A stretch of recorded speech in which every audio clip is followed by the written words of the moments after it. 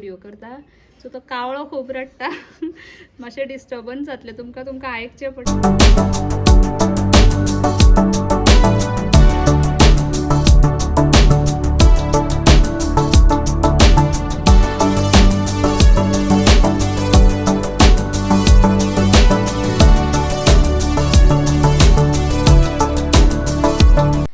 Hello friends, welcome back to my channel. हांव सोनिया. तर फ्रेंड्स, आता वेडिंग सीजन लागीं पावत येयला. सो तुमकां हांव एक सांगता, हांव ब्रायडल पॅकेजीस घेता ऑल ओवर गोवा. इवन गोंयच्या भायर हांवें केल्या. प्लस ब्रायडाचे जितले पळय दुसरे मेकअप आसता, जशे की एंगेजमेंट, हळदीचे मेकअप, रिसेप्शन मेकअप, हे सगळे हांव बुकींग घेता. जितले बेगीन सांगता जितले बेगीन कळटा तितले बेगीन बरें जाता, कित्याक डेट्स मागीर ब्लॉक करून दवरूंक मेळटा. आनी आतां ऑलरेडी स्टार्ट जाला. सो अपकमींग सीजन आतां दिवाळेचे मागीर सगळीं लग्न आसता. सो कोणाकय अशें कितें ब्रायडल इन्क्वायरी बीन करपाची आसा जाल्यार तुमी मॅसेज करचो. म्हाजो नंबर दिसता आसतलो तुमकां. मॅसेज करून विचारचें वा कॉल सुद्दां केल्यार जाता. आनी आतां ह्या दिसांनी हांव रिगार्डींग ब्रायडल पॅकेजीस ऑर दुसरे मेकअप जशे की baby shower, party makeup, birthday makeup, engagement makeup, हेजे रिगार्डींग हांव विडियोज पोस्ट करपाक ट्राय करतलें, जितून तुमकां मातशें आयडियाज मेळटली की कशें कितें जाता. आनी आयज हो व्हिडियो हांव दाखयतलें तुमकां सिंपल नॉर्मल ब्लो ड्राय. तर ब्लो ड्राय आमी केन्ना करता, जेन्ना आमी ब्रायडाक प्रिपेर करता तेज्या पयलीं आमी केंसांचो ब्लो ड्राय करता. केंस वोले आसूं ना आसूं, चडशे वोलेच आसता, बट ना वोले आसूं तरी सुद्दां करता, कित्याक घामान ते मातशे चिपकलेले आसता.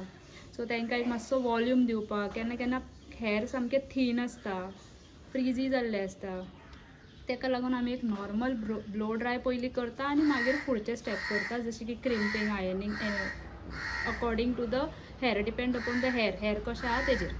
सो ब्लो ड्राय हांव तुमकां दाखयता, एक simple normal blow dry.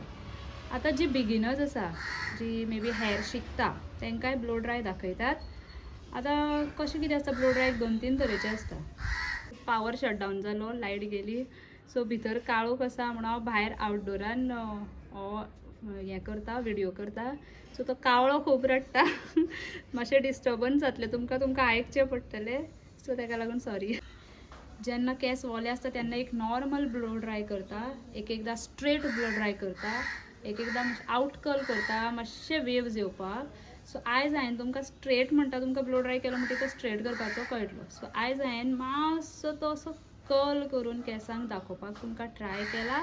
Fool out curl अशें न्हू, एक सकल थोड्यांक मातसो वेवी लूक दी अशें म्हणटा, ते टायमार आमी मातसो तसो कर्ल करून ब्लो ड्राय करता. ब्लो ड्राय गोंयच्या ह्युमिडिटीन भायर गेले जाल्यार चड वेळ उरना, भायर वयताच तो सुट्टा, हें सारकें शुअर. सामकें तुमी कितले एसीन भितर आसा जाल्यार एक वेळ उरूंक शकता, बट ट्रॅवल करता सुद्दां रोखडो तो ब्लो ड्राय सुट्टा, कित्याक आमचे गोंयचे वेदर तशें आसा. स्प्रे मारून कितली मारतली. सो मातसो एक वेवी लूक येवपाक जाल्यार ब्लो ड्राय आमी करता आनी सोडून दिता, मागीर तो रोखडो सुटोनूय वयता. ते परस जर फंक्शन चड व्हडलें आसा जाल्यार आमी कर्ल्स मागीर तांकां क्लायंटाक आमी एक सांगता की कर्ल्स केल्यार की मातशें उरतलें. बट जेंकां नाका उरपाक, जस्ट वॉल्यूम जाय, तांकां आमी तसो ब्लो ड्राय करता. तोच तुमकां हांव स्टेप बाय स्टेप ह्या व्हिडियोन दाखयतलें, कशें पार्टिशन करप, केंसांचें सेक्शन कशें करप आनी तो ब्लो ड्राय कसो करप. तुमी जर कोणाक शिकपाची आवड आसा, प्रॅक्टीस करूं शकता. ब्लो ड्रायराक खूब प्रॅक्टीस लागता, दोनी हात कशें मूव जाता ते पळोवन शिकोंक शकता. आनी जर इन केस कोणी इंट्रस्टेड सारको शिकपाक जाल्यार म्हाका कमेंट करचें, जाल्यार मागीर हांव आनी मातसो तेजेरूच तुमकां आनी स्लो हितून हांव दाखयतलें. सो चला तर व्हिडियो स्टार्ट करुया. आनी जर कितें सुद्दां रिगार्डींग ब्लो ड्रायचे तुमकां क्वेरीज आसा, जावं दुसरे सुद्दां मेकअपा बद्दल, जाल्यार तुमी ह्या नंबराचेर मॅसेज करा, नाजाल्यार कमेंट करा. चला तर.